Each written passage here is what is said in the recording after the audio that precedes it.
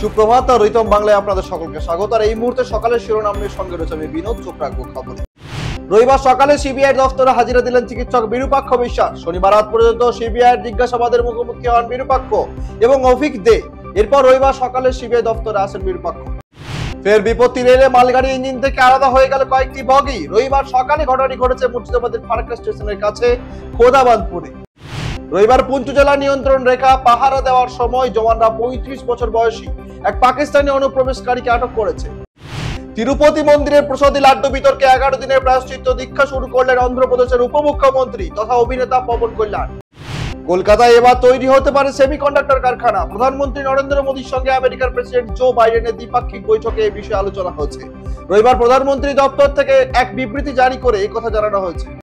প্রধানমন্ত্রী নরেন্দ্র মোদী রবিবার আমেরিকার নিউ ইয়র্কে ভারতীয়দের উদ্দেশ্যে বলেন, ভারত আজ বৈশ্বিক উন্নয়ন, শান্তি, জলবায়ু কর্মকাণ্ড, দক্ষতা এবং সরবরাহ শৃঙ্খলা শক্তিশালী করতে গুরুত্বপূর্ণ ভূমিকা পালন করছে। এর পিছনে ভারতের উদ্দেশ্য হলো বিশ্ব চাপ বাড়ানো নয়, বরং প্রভাব বাড়ানো। আমরা সূর্যের মতো আলো ছড়িয়ে দিতে চাই। আমরা বিশ্ব আধিপত্য চাই না, আমরা বিশ্ব সাফল্যের জন্য আমাদের সহযোগিতা বাড়াতে চাই। বিএনপির মহাসচিব মির্জা ফখরুল ইসলাম আলমগীরের সঙ্গে বৈঠক করেছেন ঢাকায় নিযুক্ত ভারতীয় হাই কমিশনার প্রণয় কুমার ভার্মা।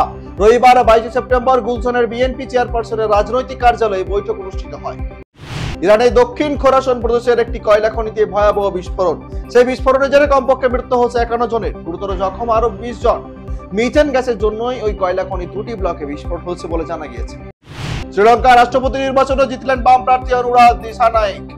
ভোট গণনার দিক থেকেই এগিয়েছিলেন তিনি। সোমবার তার শপথ নেওয়ার কথা। বোর্নমাউথকে উড়িয়ে প্রিমিয়ার লিগে জয়ের পথে ফিরল আর্নে স্লটের দল লিভারপুল। অ্যানফিল্ডে শনিবার লিগ ম্যাচটি 3-0 গোলে জিতেছে লিভারপুল। বঙ্গোপসাগরে নিম্নচাপ তৈরির সম্ভাবনা রয়েছে, যার জেরে সপ্তাহের প্রথম দিন সোমবার থেকে দক্ষিণবঙ্গের বেশ কিছু জেলায় বজ্রবিদ্যুৎ সহ বৃষ্টি চলতে পারে। পাশাপাশি বুধবার দক্ষিণবঙ্গের উপকূলের জেলাগুলিতে ভারী বৃষ্টির সতর্কতা জারি করা হয়েছে। শনিবার রাতে সেলহার্স্ট পার্কে স্বাগতিক ক্রিস্টাল প্যালেসের বিরুদ্ধে গোলশূন্য ড্র করেছে ম্যানচেস্টার ইউনাইটেড। এর ফলে লিগে 5 ম্যাচে 2 জয় ও 1 ড্রয়ে 7 পয়েন্ট নিয়ে টেবিলের 11 নম্বরে থাকলো ইউনাইটেড।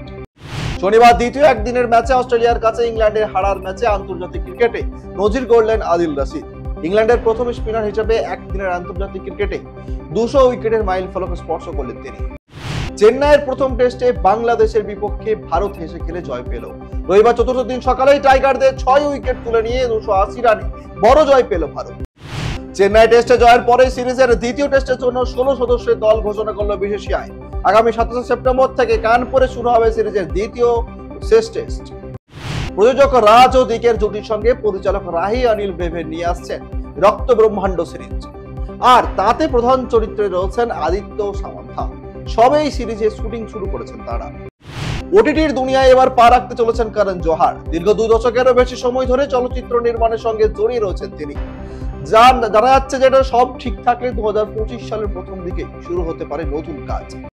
আজ তবে এই পর্যন্তই। আরো নিত্য নতুন আপডেটের জন্য অতি অবশ্যই চোখ রাখুন রিতম বাংলার ফেসবুক পেজ এবং আমাদের ইউটিউব চ্যানেল। আর হ্যাঁ, অতি অবশ্যই গুগল প্লে স্টোরে গিয়ে ডাউনলোড করুন রিতম অ্যাপ।